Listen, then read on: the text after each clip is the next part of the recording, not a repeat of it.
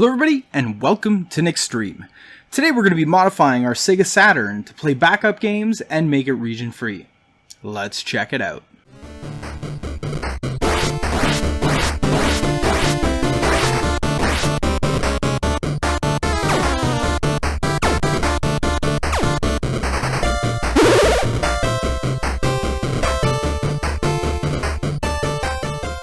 Hello everybody, welcome back. Today we're going to be modifying the Sega Saturn, but if you haven't already, hit that subscribe button down below, and let's get into it. Okay, Sega Saturn. This is Sega's, third system? If you don't count the 32X and the Sega CD. So this system got bombed because it was launched at the PlayStation, and the PlayStation launched at $100 less. That being said, the system's got a lot of cool games on it. Mostly are the side-scroller games are phenomenal on this. The hand-drawn stuff, the 3D stuff, not so great, but the hand-drawn stuff is really, really nice on this. So to get this going, to get started, this is what you need. You need your Sega Saturn, obviously. And you need some masking tape, some blank CDs, a real game, and an action replay. Now, an action replay, what this is, it is like a Game Genie. You use it to put codes into the games, and it plugs right into the RAM cartridge slot in the back of the Sega Saturn. Now, what we're going to be doing is we're going to be overwriting the data on this action replay. With the new data, that'll have the software required to playing backups and make the system region free. So you can import those Japanese games, because American Sega Saturn games are insanely overpriced. So if you get the Japanese ones, it's a lot cheaper. Okay, so let's start off by opening up this action replay to show you what you're getting out of the package. Now, I got this off of Amazon. They still make them new, which is kind of nice. Slide it out. Okay, there's the box. Toss that away there. And we got the cartridge here, the action replay cartridge. And then you got the holder, and then I guess a manual for it, which we don't need because, like I said, we're overwriting the data that's on this. So let's start with how we have to modify our Sega Saturn.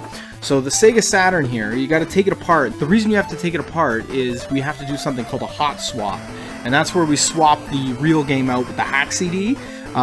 This way it reads the copy guard off the real game, and then it'll boot the hack CD afterwards, which is on a burnt disc. So to do that, we have to take the system apart, and we have to tape shut the door close button so it thinks the door's closed at all times. So let's start it off. To do that, we got to flip the system upside down, and we got to take our Phillips screwdriver, and we have to unscrew the screws that are in here. I believe there are only 4 holding the top of the system on.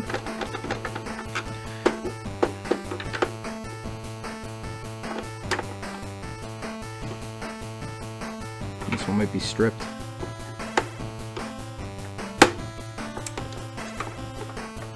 You gotta be careful with this old plastic because it's old and it could break. So that's the only thing really making me nervous about doing this mod is the fact that the plastic could break, these screws could strip, stuff like that, you know, because the system's so old.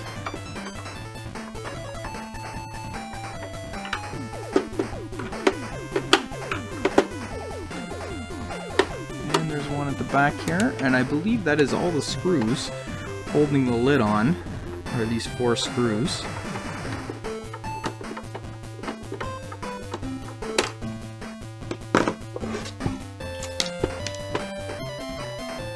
Ooh, that's gross. Now this system, I just got it, works beautifully. Oh, there's another screw over there. But I did notice some of the bottom, the heatsink on the bottom is a little bit corroded. Now that could be because this thing was stored in a moist basement.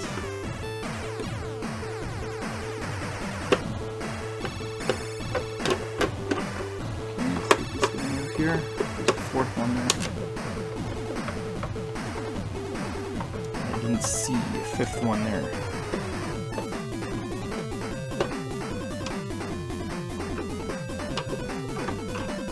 Okay. So there's one still stuck there, but it might just fall out once I lift the lid off. It's pretty down now. Yeah, there we go. So 4 screws. Is that all of them? 4 we attempt. Oh, there's one more in there.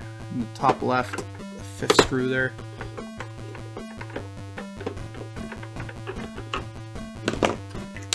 Okay. 5 screws, I believe, that's hold the lid on. So let's see if we can lift this lid off. Okay. So that is the lid is now off. So now we got to set this guy up to do the hot swap. Actually, while I have this guy out, I think I might give him a little vacuum. A little bit gross inside here. So anyways, this is the button at the top here that tells the system that the door is shut. So we have to tape this back and have a connection there. And then we'll be good to start this.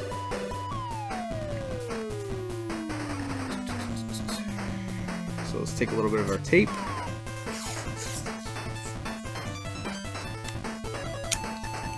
Okay, and we're gonna just tape this switch back.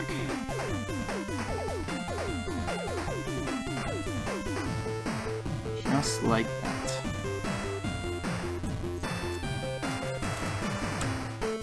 And then once we get the get everything installed here, then we can put the lid back on.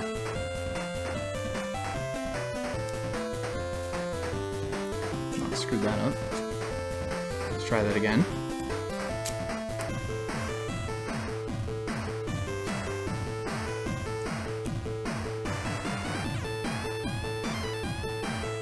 Okay, there we go. So now, let's get into prepping our disk, which is going to be the disk that we use to hack the system. Let's get into it. Okay, so we are at this website for Sega Saturn. Psuedo, and you got to download Psuedo release, the top one there. You can find this website by googling Sega Saturn, very easy. Okay, so now we got it downloaded, but now we got to extract it. So we see the RAR file, or the 7Z file. You can use WinRAR to extract it. So you're just gonna go extract here. Extract to.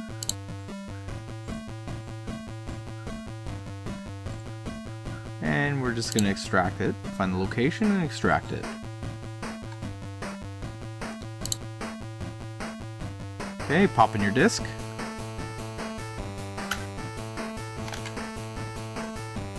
And we're going to open Image Burn. You can Google that, very easy to find, very useful program for burning.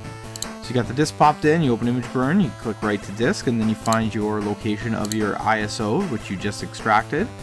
You want to use the flasher, and there's also alternate flasher if the regular flasher disk does not work. So just give that a burn. I did a little speed time up here to make it go quicker. Okay. All done. Very good. Okay, next we got pop your disk out. Now we're ready to start.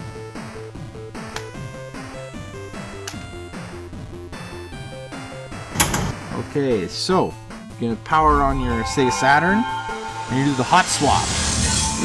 So you wait till the logo comes up and the audio is there, and then you pop on the real disc. And then your action replay will boot up, and you're gonna go into start game. Start gaming with cheats, and then once the disc speeds up to fast spinning, then you do the swap, and that'll read your disc.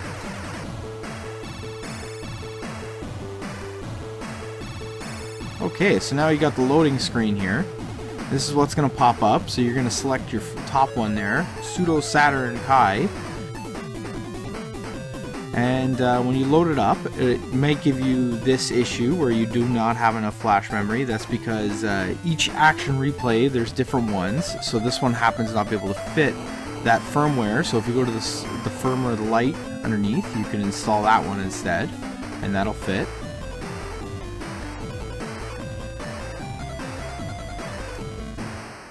And now it's going to install. Now I sped up the speed here 1000%, so we can just fly through this, and we don't have to watch it for too long.